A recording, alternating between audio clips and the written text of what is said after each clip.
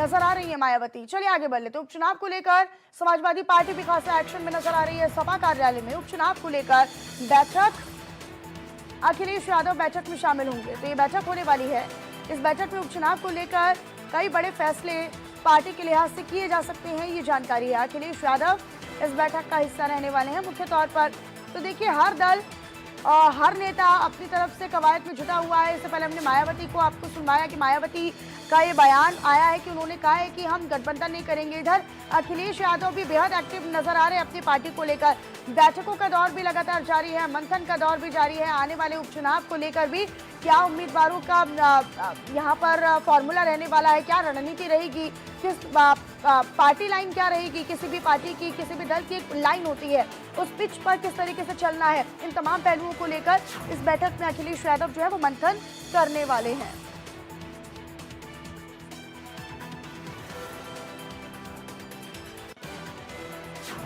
और चलिए आप जल्दी से आपको ग्राफिक्स के माध्यम से बता देते हैं कि उपचुनाव किन किन सीटों पर होने वाला है। कुल मिलाकर 10 सीटें होंगी यूपी में उपचुनाव, जिन पर होगा करहल पहली सीट है। करहल आपको याद होगा कि सपा का गढ़ मानी जाती है। अखिलेश यादव यहां से विधायक भी रह चुके हैं। मिल्कीपुर, अयोध्या की मिल्कीपुर और काफी महत्वपूर्ण हो जाती है, क्योंकि इस बार अयोध्या में बीजेपी का जो लोकसभा का चुनाव था वो बेहद ही निराशाजनक वहां से नतीजे रहे। कटहरी, ये भी कहीं ना कहीं काफी महत्वपूर्ण हो जाती है। कुदर के सीट पर भी उपचुनाव होना है, तो ये हम आपको विस्तार से बता रहे हैं कि आखिरकार उपचुनाव किन किन सीटों पर होगा। गाजियाबाद की सीट पर होगा। गाजियाबाद की स्थापना के बाद से ही बीजेपी का गढ़ मानी जाती रही है, लिहाजा यहां पर समाजवादी पार्टी के लिए भी और तमाम दलों के लिए भी चुनौतियां रहेंगी। खैर मीरापुर और कुछ देखिए, इन 10 सीटों में से कुछ ऐसी सीटें हैं। फूलपुर सीट है, यहां पर दरअसल समीकरण बनते बिगड़ते नजर आते हैं। कुछ ऐसे गढ़ हैं जहां पर मायावती का प्रभाव ज्यादा रहा है, कुछ ऐसे गढ़ हैं जहां पर सपा का प्रभाव ज्यादा रहा है, और कुछ ऐसी सीटें हैं जहां पर बीजेपी का प्रभाव ज्यादा रहा है। तो ऐसे में तमाम राजनीतिक या क्षेत्रीय या सामाजिक समीकरणों को साधते हुए हर सीट पर अपनी अपनी रणनीति और अपने अपने फॉर्मूले पार्टियों के द्वारा होंगे। बहरहाल आपको ये हमने बताया कि किन किन सीटों पर चुनाव होंगे।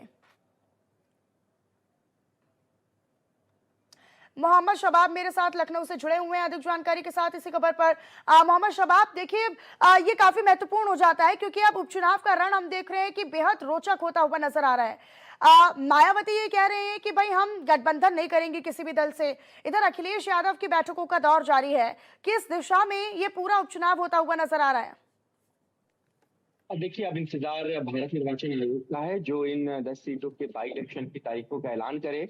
और राजनीतिक पार्टियों की सभी तैयारियां पूरी चल रही हैं, क्योंकि समाजवादी पार्टी सुप्रीमो अखिलेश यादव इन दिनों लखनऊ में है, लिहाजा कल से लगातार जो बैठकें हैं पार्टी कार्यालय पर वो चल रही हैं। सभी लोग अपने बेहतरीन प्रत्याशियों के चुनाव को लेकर के संजीदा हैं। हर कोई चाहता है कि जिताऊ कैंडिडेट को मैदान में उतारा जाए। इस समय प्रत्याशियों के चयन पर ही बातचीत चल रही है। इसके साथ ही साथ समाजवादी पार्टी और कांग्रेस के गठबंधन पर भी जो चर्चाएं हैं, उनमें सीटों के बंटवारे को लेकर के जो बातचीत है वो फाइनली दौर में है। सपा सुप्रीमो ने कांग्रेस के आलाकमान को बता दिया है कि वो कितनी सीटें कांग्रेस पार्टी को इन चुनावों में देना चाहती है। खबरें ये हैं कि 2 से 3 सीटें कांग्रेस को इन चुनावों में मिल सकती हैं बाई इलेक्शन में। बाकी की 7 से 8 सीटों पर समाजवादी पार्टी बाई इलेक्शन लड़ेगी, चुनाव लड़ेगी। इसके अलावा बात अगर बसपा सुप्रीमो मायावती की करें, तो उन्होंने कई सीटों पर अपने प्रत्याशियों के नामों का ऐलान कर दिया है और प्रत्याशियों को तैयारियों में जुट जाने के लिए भी कह दिया है। हालांकि बसपा ने पहले ही ऐलान कर दिया था कि वो किसी भी तरह से किसी भी राजनीतिक पार्टी से कोई गठबंधन नहीं करेगी, वो अकेले चुनाव में जाएगी। और इसी कड़ी में मायावती का ये ट्वीट भी जो है वो और बिल्कुल शबाब, देखिए लोकसभा चुनाव में जिस तरीके से प्रदर्शन हर दल का, हर पार्टी का रहा है, उस लिहाज से चुनौतियां भी उतनी बड़ी हो जाती हैं और तैयारियां भी उसी परिप्रेक्ष्य में और ज्यादा बड़ी हो जाती हैं।